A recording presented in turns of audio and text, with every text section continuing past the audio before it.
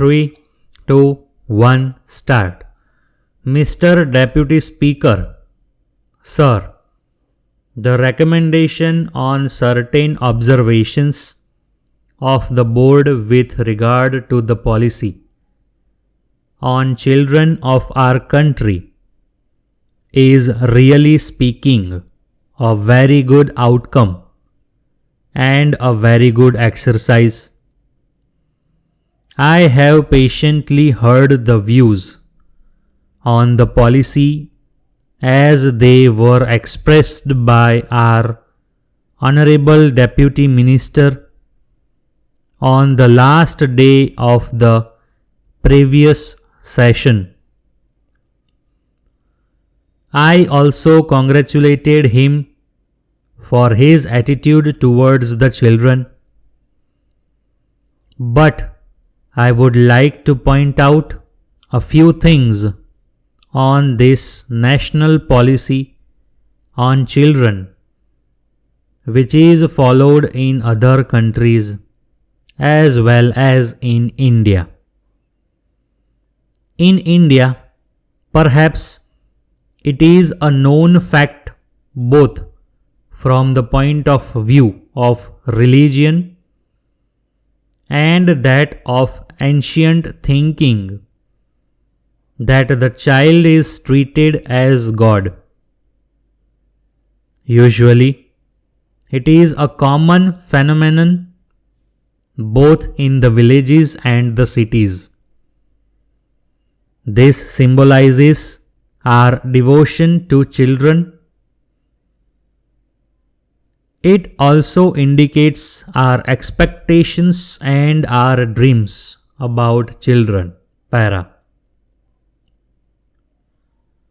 I could really appreciate that when we were under the British rule, we could not evolve a suitable policy in relation to children with a view to improving their conditions. But we are now a free country.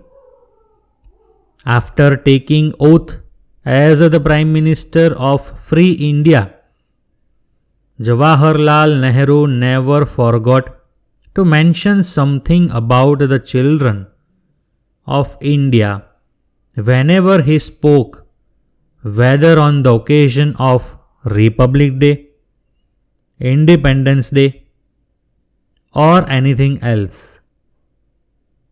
He thought that the country could have been built much more, given sufficient care, and they had been made to feel that they were partners in all our work. This was also the thinking of Lenin in Soviet Russia.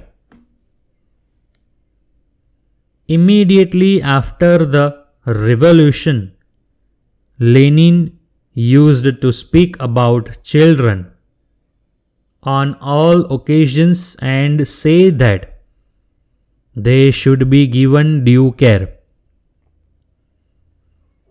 This resulted in the formation of the Young Pioneers group for children between the ages of 6 and 14 in Soviet Union and other socialist countries.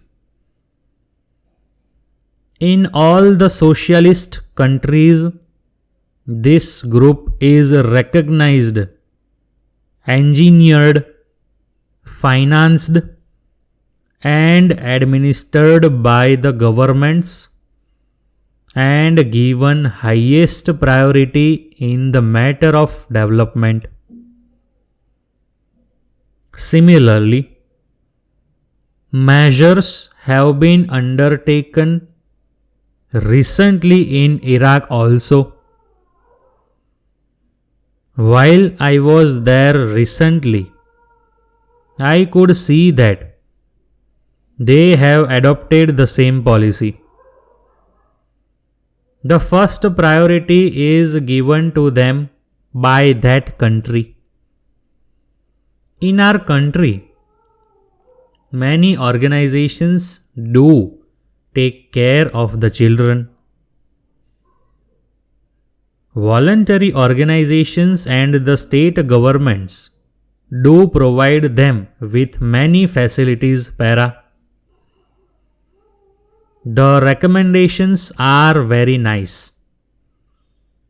If we read them, they appear to be much more constructive than even the young pioneer groups programs in the Soviet Union. But in actual practice, nothing has been done because of lack of funds. If everybody receiving a salary and paying income tax, wealth tax, gift tax, or vehicle tax is requested to participate in the endeavor to raise resources for children, nobody will object. If the general masses pay 5 paise per individual per year, we can have a very sizable budget and a very constructive and comprehensive policy, both at the center and in the states para. When a child grows into a young man, he talks of sports and games. Look at the budget allocation for sports and games, which would help the development of the mental and physical potential of the young of our country. It is a small amount in comparison to what they spend in Middle Eastern countries. In a country having 100 crores of people, that is the second largest population in the world, children and youth are not given any financial expenditure supported by the government. There is no compulsory item of expenditure for the promotion of the moral and cultural talents of the children in the national sphere. This work has to depend on some social organizations. I do not object to the participation of voluntary organizations, but I do feel that when a country proclaims itself to be a socialist country, or a country on its march towards socialism, the looking after the youth and children should be the basic pillar of the policy of the country para. What is the position in our country? The children are badly neglected. They do not know even their own parents. In the words of Jawaharlal Nehru, when a child is born in this country, it should consider the country as its mother, and the country should consider the children as their own. Do our children think of our country in that way now?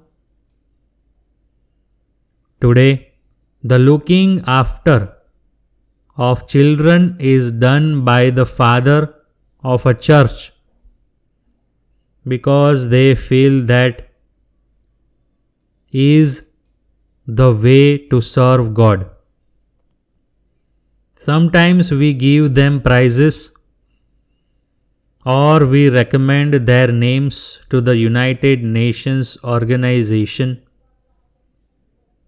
or other authorities for the award of Nobel or some other prize. But do you think that a country like ours should depend on a father of a church for the welfare of our children? The moment a child is born in our country, it should be the responsibility of the country under our constitution and the rule of law as it obtains today.